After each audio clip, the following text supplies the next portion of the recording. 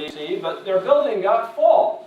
So when they hired me, they allowed me to live in my home state of Oregon. I was born in Eugene and raised in Portland. I lived in Josephine County. I lived in Benton County, Lane County, Multnomah County, Clackamas County, Coos County, and now Jefferson County. So I lived in a lot of different parts of Oregon, and I've really never lived anywhere else. I like Oregon, and I would like to be able to defend it against the planners who I think are ruining it. One of the things that I do at CATO Institute is work on transportation. I'm the CATO Institute's official rail nut, which is why you're seeing lots of pictures of these on the screen here. Almost all of those are my pictures. But really, I'm going to talk more about land use issues today than transportation issues. I'll talk a little bit about transportation. But we in Oregon are very privileged. We have our oceans, we have the mountains, we have our valleys, and people in Oregon love it. But I think what's happening is people think we need to have too much government to protect these things. And the reality is we don't. And in fact, the government is doing more harm than good. You know that in 1973, the Oregon legislature passed Senate Bill 100, which created the Land Conservation and Development Commission.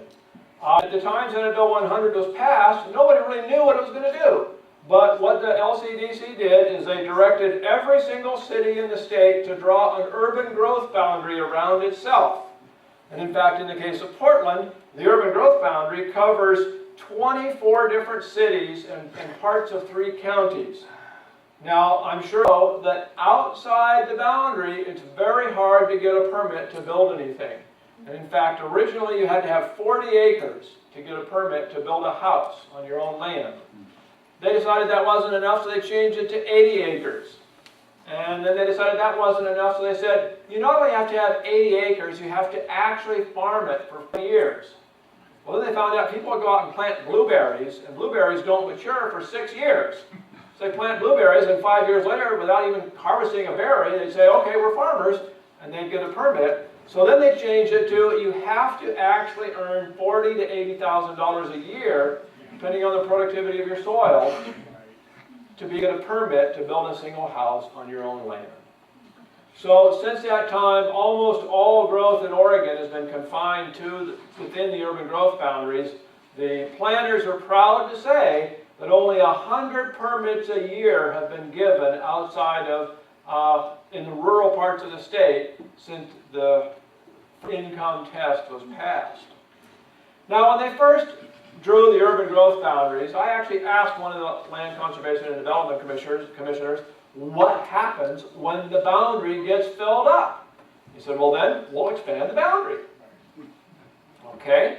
Well, the problem is, whenever government draws a line anywhere, you immediately create a special interest group dedicated to keeping that line right where it is.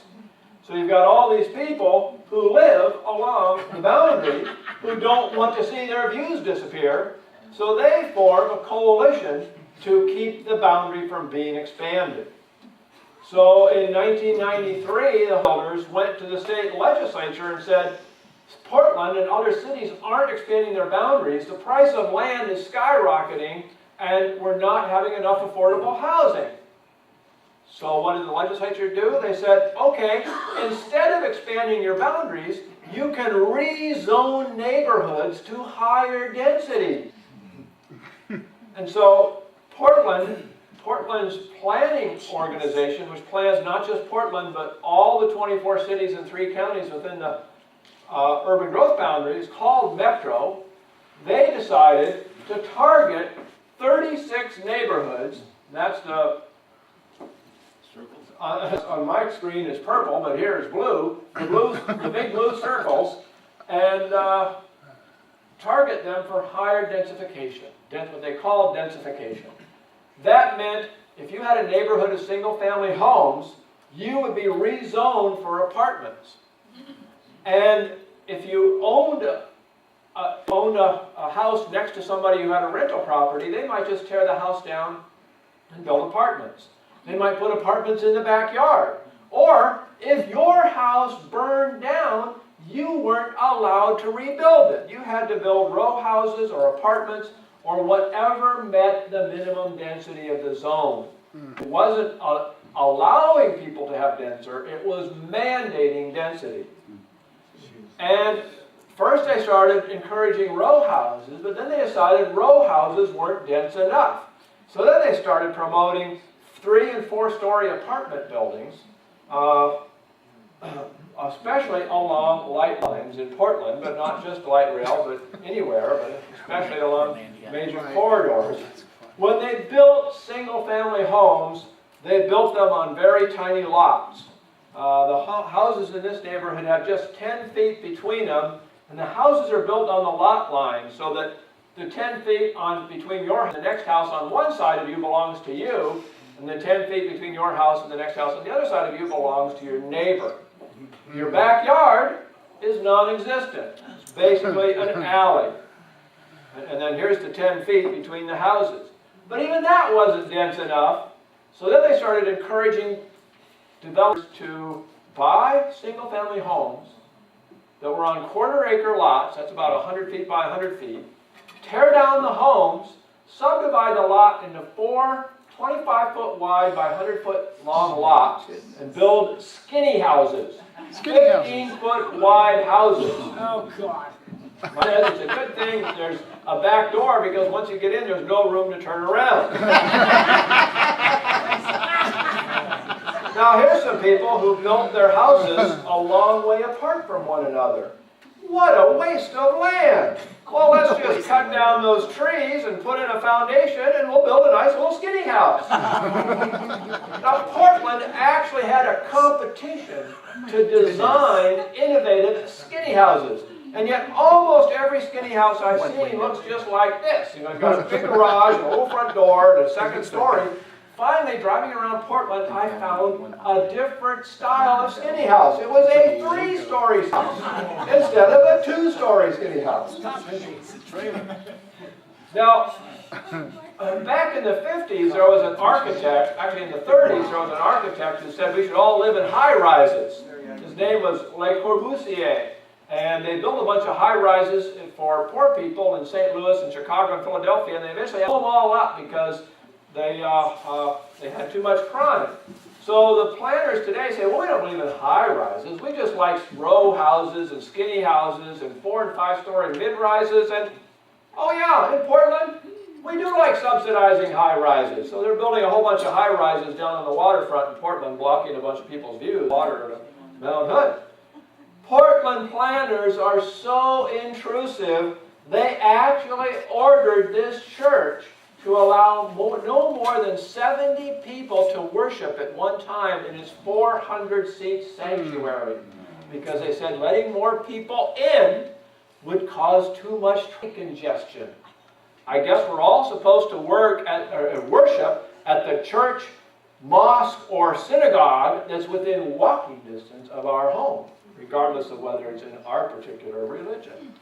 Now, in Jackson County, a church wanted to expand to a 400-seat sanctuary, and the county gave a permit to do so, provided that they were closed on Saturdays, had no weekday evening services, and had no more than 5 weddings or funerals a year. Wow. So get your reservation in early, folks. A church. Now, a lot of Portland's planning is based around the light rail system. Well, excuse me, that's Portland's light rail. Whenever I see a red and white light rail train in front of an ugly apartment building, I think it's Portland, but this is the one in Portland. The one I was showing you before happens to be in Moscow. The difference, of course, being that in Moscow it's sunny, and in Portland it's raining. So I don't want to say that nobody rides the light rail in Portland, because they do. One day the train left the airport and arrived in downtown Portland with 1 passenger on board. Now I think you know that coyotes like to go where they know they can find solitude from people. So they built the light rail line in 1986. What happened? Oh, no wonder I'm not getting any response to my punchlines. There's no pictures. There we go. All right. There's the 1 passenger who's on board. Sorry.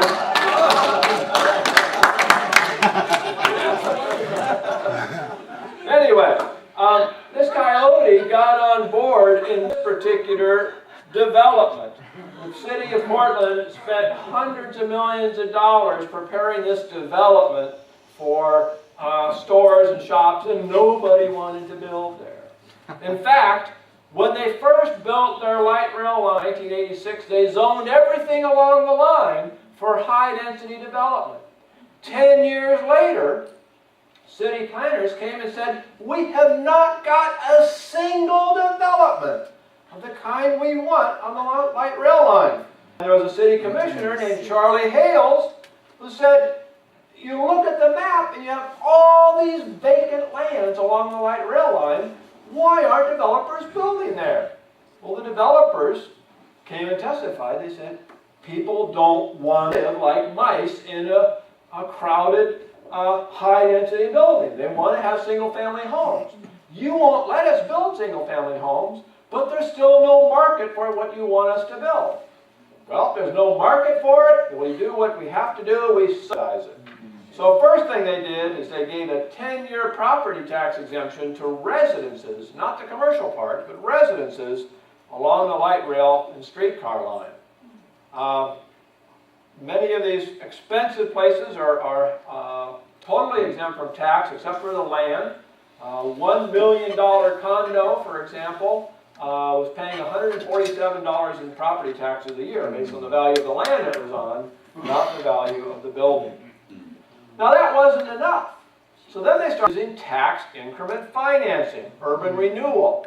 And in fact, all of Portland's urban renewal districts now are on a light rail or streetcar line so that they can take all the value of the development in that district and tax it and use money both to help build the streetcar line and light rail line and then to build the high-density developments along the line. Why do they need the money to build the line? Because in 1998, Portland voters voted against raising their property taxes for any more light rail. And so they used tax increment financing. Does anybody here not know what tax increment financing is? All right, a few people don't know what it is. Basically, it's where they say, okay, we draw a line around a neighborhood, and the taxes we're collecting today go to schools and fire and police. We'll still go to schools and fire and police, but from now on, all additional taxes, whether because of inflation, or because somebody built a new building, or because somebody remodeled their building, all the new taxes go to subsidize development, subsidize renewal. In this case, subsidizing the construction of the light rail and streetcar lines as well as the high-density developments along those lines. Here's a typical high-density development in Portland. Oh, excuse me, that's not Portland either. That's the former East Germany. Here's the one in Portland. The difference is that when East Germans got their freedom, they moved out of this into single-family homes when Germany reunified. Whereas Portlanders have lost their ability to buy affordable homes, so they move into places like this. Now this development, which received $13 million in subsidies from the taxpayers, it's a $35 million development, has 0.65 parking spaces per apartment. It's less than 2/3 of a parking space per apartment. But you see cars parked here, you see that little red sign? It says, no parking, fire lane. Here's some cars parked. You see that red line in front? That's the sidewalk. They're parked on the sidewalk. They're parked in the fire lanes because the manager knows that if they make them obey the parking restrictions, people will just move out. So they call it a transit-oriented development because it's right next to the light rail line. But in reality, it's just as automobile-oriented as any other development. Now here's one. This was supposed to be downtown Beaverton, a big urban renewal district. They called it the Round because it was built around the light rail line. This is an artist's conception, and you can see the light rail line goes right through the center. There's apartments on one side, and office on one side, and commercial on another side. They gave the developer $10 million. They just handed them $10 million, and they got this far done and went bankrupt because there wasn't supposed to be any parking there, and no bank was going to lend them any money to build a development that didn't have parking. So they got another developer and gave him a bunch of money. He finished the development on the condition that he could put in a big parking lot. And he went bankrupt anyway. Because people don't want to live that way. A few people do, but not most. Here's another one. This one's called a mixed-use development because 3 stories of apartments above and a ground floor of shops. Every single shop, beginning at the light rail station, by the way, every single shop has the same sign in the window. Why? Because they didn't provide any parking for the shops. And not enough people are getting on and off the light rail train or live in those apartments to go shopping at those shops. Now there is a big parking lot there, but it's a park and ride lot exclusively for the light rail. Now I don't want to say that light rail and mass transit are bad for businesses. There are some businesses that thrive on Portland's light rail line. They just aren't necessarily businesses that you want to have in your neighborhood. Well, I want to talk to you a little more about tax increment financing because it's an important part of almost every city in Oregon. It's a big deal in Portland, but it's a big deal in Bandon and Coos Bay and everywhere else. Tax increment financing was invented in California in 1952. And as of last year, more than half of all tax increment financing was done by the state of California. Today, 48 other states have legalized tax increment financing. As I said, the way it works is you've got what's called the base value, and taxes on that base value, which is the black horizontal line here, continue to go for schools and things like that.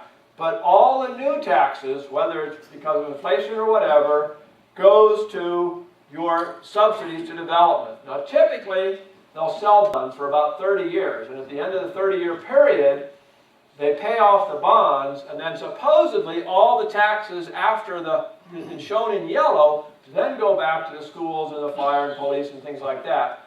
Usually what happens in reality is that they just roll buy new bonds or they keep on spending money and they never actually give the money back. Now I read a document about tax increment financing recently that claimed that it was free money. Nobody actually loses anything. But notice what it says. It doesn't deprive governments of existing property tax revenues. But guess what? Everybody has to face inflation. And schools and fire districts and so on deal with inflation by the fact that property values go up as their costs go up. So your property taxes go up, and that covers the inflation of their costs. But with tax increment financing, the increase in property values due to inflation goes to the urban renewal district. It's not that the urban renewal district did anything to get that money, but they get it anyway, just automatically. So the cost to the schools and the fire go up, but they don't have any money to pay for it. Plus, when you build a building in a tax increment finance district, fire departments have to protect it from fire. And if it's a residential building and there's children there, the school districts have to serve those children. Those costs have to be imposed on other property taxpayers, which means the districts have to either reduce the quality of services they're providing to people, or they have to increase their tax rates. Moreover, the claim that tax increment financing stimulates development turns out to be wrong. That development probably would have happened anyway. It wouldn't have happened right in the same spot where it did happen. It would have happened somewhere in the region. Because nobody has found anywhere that tax increment financing is boosting personal incomes or boosting population. All it's really doing is shutting around development where it might have taken place over here, it's going to take place over here instead. So, for example, there was a fire district, whoops, let me back up. There was a fire district in Colorado that openly said, we have to go to our and ask them for a rate increase because tax increment financing has taken away so much money from us. And people actually voted for it. They thought they were voting for fire protection, but what they were really voting for was tax increment financing. A study in Illinois, this is the first page of the study, found that not only does tax increment financing not boost growth, they found that cities that use tax increment financing actually grow slower than ones that don't, because they're imposing higher costs or a lower level of urban services on the people in those cities and the businesses in those cities, and businesses don't want to deal with it. Now, one of the requirements under Oregon law to do tax increment financing is that you have to find that the neighborhood you're going to do urban renewal in is blighted. But it turns out blighted can be defined to be just about anything you want. This is a shopping mall in Illinois that they found to be blighted so that they could essentially give the taxes that that shopping mall was paying back to the shopping mall and use that money to redevelop the mall. This is a cornfield in Wisconsin that a Wisconsin city found to be blighted so that they could use that money to promote development and give the money in the pockets of selected developers who were making the right campaign contributions. This is the Mojave Desert. There was a city in California that found the Mojave Desert was blighted, so therefore they had to use tax increment financing to subsidize the development. There are a number of companies that specialize in sucking as much tax increment finance money as they can from the communities. Bass Pro, the nation's second leading sporting goods chain, has collected at least $500 million. That's $500 million in subsidies from communities across the country to build one of their mega stores. The biggest sporting goods company in the country is Cabela's, and similarly, they've done about the same amount, about $500 million. 40 million here, 20 million there, 80 million there. It adds up pretty fast to build their stores across the country. Now, I don't think the Cabela's in Springfield received any tax increment financing money, but I think there was a proposal to build one in Oregon City that was going to receive some money. The third largest sporting goods company in the country is called Gander Mountain. I don't think we have any in Oregon. The CEO of Gander Mountain is dead set against tax increment financing. He will not accept any subsidies, and he actively lobbies against subsidizing this competition. He says, if you subsidize me, you're probably just going to put a local sporting goods store out of business. It's not really good, all that good for your community. In Portland and in Oregon, tax increment financing is used to line the pockets of selected developers who like to build this high-density kind of development. They make campaign contributions to elected officials like Charlie Hales, the guy who first proposed these developments or these subsidies in Portland. But really, the goal is social engineering. The planners think that we ought to live in higher densities. They hope that if we do, we'll drive less. And if we drive less, somehow we'll be better off, even though driving has really made this country as wealthy as it is today. Now, when you create a surplus of multifamily housing, in order for it to get to live there, you have to create a shortage of single-family housing. And that's what the urban growth boundaries are all about. When you create shortages, the price goes up. So here's a house that recently sold in Houston. It's a 4-bedroom, 2.5-bath, 2,200 square foot house. It actually sold in 2006 for $150,000. According to Coldwell Banker, today it's worth $187,000. Now, can you imagine that? Houston, 2006, the peak of the housing bubble. Here we are, 6 years later, everybody's hurting, and the price of the property has gone up from $150,000 to $187,000. I'll tell you why that is in a few minutes. Meanwhile, in Portland, that very same size of a house, 2,200 square feet, 4 bedrooms, 2.5 baths, would be $357,000. In Coos County, $244,000. Not as high as Portland, but still quite a bit higher than Houston. Lots and lots of research has found that government regulation, zoning, planning, and so on has made housing less affordable, made housing more costly. This is just one study published by the Harvard Institute of Economic Research.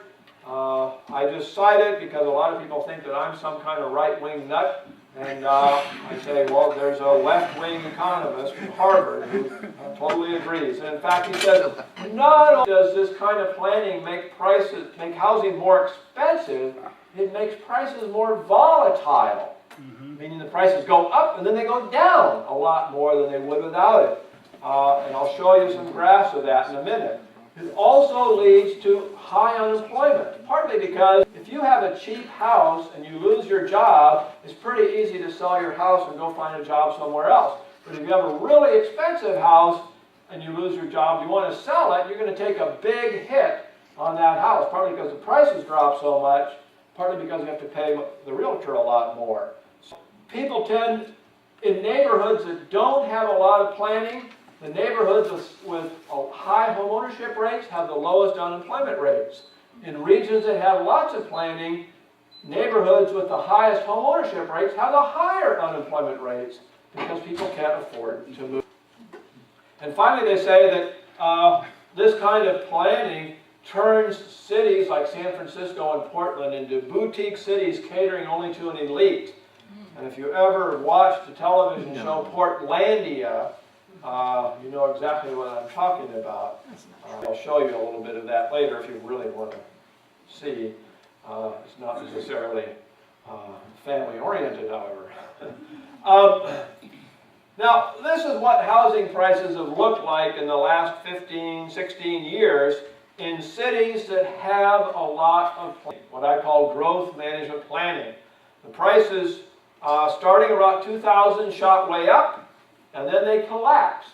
It wasn't, however, because of low interest rates. It wasn't because of subprime loans. It wasn't because of the Federal Reserve. It wasn't because of the bankers. Guess what? Subprime loans, Federal Reserve, greedy bankers, low interest rates. That was true in Portland and Salem and Eugene and Miami and Los Angeles, but it was also true in Atlanta, Dallas, Houston, Raleigh, other cities, and yet they did not see a housing bubble at all. They didn't see prices shoot way up, and they didn't see prices really collapse. They did downturn a little last year, but that's only because of the general economic collapse. It's not because the housing market itself collapsed. When you don't have a lot of planning, home prices stay affordable. When you do have a lot of planning, they shoot way up and down. Now this graph is a little bit complicated, but I compared 6 states that have introduced planning at different times. Hawaii and California started doing this kind of planning in the 60s. And they had a big housing bubble in the late 60s, but unfortunately my data only go back to 1975. Oregon started doing this planning in the 70s. And if you look, the yellow line, which is Oregon, the yellow line had a bubble in about 1979, at the same time as California and Hawaii had bubbles. Massachusetts, however, and Florida did not have bubbles. Massachusetts started doing this planning in the 80s. So Massachusetts and California and Hawaii had a bubble around 1990. Curiously, Oregon didn't have one at that time, but these other states. And then Florida started doing this planning in the 1990s. And so now we're at a point where 45% of the housing in America is in a region that does this kind of growth management planning. And suddenly, you've got all these places buzzing at once. And then when it all collapses, that's what ruined the economy. When the stock market collapses, people don't start spending less money. There's what economists call the wealth effect isn't as strong for stock prices as it is for housing prices. When housing prices go down, you feel a lot poorer, you spend less, partly because you can't borrow against your house. People don't borrow against their stock much, but they borrow against their houses. There's also the unemployment consideration. We have bigger swings in employment in Oregon than in the nation as a whole. Oregon, at the various times in the last 30 years, has had the highest unemployment rate, the 4th highest unemployment rate, the 5th highest unemployment rate in the nation. Portland recently had the highest unemployment rate of any metropolitan area in the nation, second only to Detroit, which isn't exactly a great place to be set to. Compare Oregon with Colorado. Colorado doesn't have this kind of statewide planning. So they almost always have lower unemployment rates than Oregon. Now, why does this planning affect unemployment? Well, businesses don't like planners telling them what to do all the time. When I was a kid, Portland, I was growing up in Portland, Portland was the headquarters of Georgia Pacific, Louisiana Pacific, and a few other Fortune 500 companies. And one by one, these companies left town complaining of a terrible business environment. And I wasn't quite persuaded of how that was true. But today, a few years ago, a couple years ago, the largest company in the world that was still headquartered in Portland was Columbia Sportswear. They had a nice headquarters in what's called the Suns neighborhood of Portland, but they were growing rapidly, and they decided they wanted to build a new headquarters. And they wanted to be a part of Portland. They said, we'll build our headquarters in one of your urban renewal districts. They didn't really want the subsidies, they just wanted to be in a district that was growing and thriving. And they got the land, they got the permits, and they were about to break ground, and the transit agency came to them and said, you can't build a parking lot for your employees there. Why not? Because it's on a light rail line, and if you build a parking lot, people will drive to work instead of taking the light rail train to work. Well, we can kind of see your logic there, except for there is no light rail line there. Well, there's a plan for a light rail line. Well, what plan is that? That's the plan that voters turned down in 1998, but someday we're going to build it anyway, and in the meantime, you can't build a parking lot. So they built their headquarters in Hillsborough. They not built it in Portland, and Portland can no longer say that Columbia Sportswear is headquartered in Portland. Now, as far as a boutique city catering to the elite, this compares income distribution in San Francisco versus the United States as a whole. This is the San Francisco metropolitan area, not just the city of San Francisco. You can see a third of American families earn under $50,000 a year, a third earn $50,000 to $100,000 a year, and a third earn more than $100,000 a year. In San Francisco, more than half of families earn over $100,000 a year. The middle income is only about 25%, the lower income is only about 25%. It's not because San Francisco has made itself such a wonderful place that it's attracted wealthy people. It's because it's made itself such an expensive place that it's pushed out poor people. In fact, the number of minorities, especially blacks, is declining every year because they're moving somewhere else where they can afford to buy a house and live the American dream. And a friend of mine who was a radio personality and also the head of the Northern California Home Builders Association, and who happens to be black, said he would go to these hearings and hear these people get up and say, we don't want growth. We don't want those people to move to our neighborhood. And smart growth is the new Jim Crow. Now, smart growth is what is sometimes a term that's sometimes used to call this kind of planning. That term was coined in 1996. Before then, they called it the new urbanism. High density, mixed use, transit, alleys, mid-rise, small yards, lots of common areas. The reason why they changed it to smart growth is because they could use that name to beat their opponents over the head, because if you're not for smart growth, you must be for dumb growth. Well, I looked up smart in the dictionary, and it turns out the original definition is not wise or intelligent, but a sharp, stinging pain. So the opposite of smart growth is painless growth.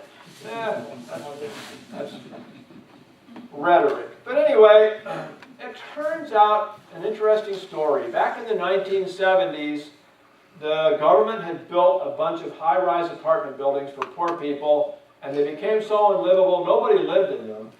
They had very low occupancy rates, and finally they had to blow them up. And there was an architect named Oscar Newman who looked at those apartment buildings and looked right across the street and saw ordinary single-family homes that were occupied by the same socioeconomic class of people, the same races of people living in the high-rises. And the crime rates were far lower in the single-family homes than in the high-rises. And he said, why is that? He did an analysis of thousands and thousands of city blocks. He looked at the architectural features on those blocks, and he compared it with the crime rate on those blocks. And he wrote a book called Defense Space. He said there are certain architectural features that make your neighborhood more defensible against crime. For example, he said cul-de-sacs help protect your neighborhood against crime because it makes it harder for criminals to escape. So naturally, smart growth wants to ban cul-de-sacs. He found that alleys made your neighborhood more vulnerable to crime because it provided burglars with a back door as well as a front door that they could easily get to. So naturally, smart growth wants to mandate alleys. He said mixed use makes your neighborhood more vulnerable to crime because if you're just residential, you have a pretty good idea of who should be walking around your neighborhood. But if there's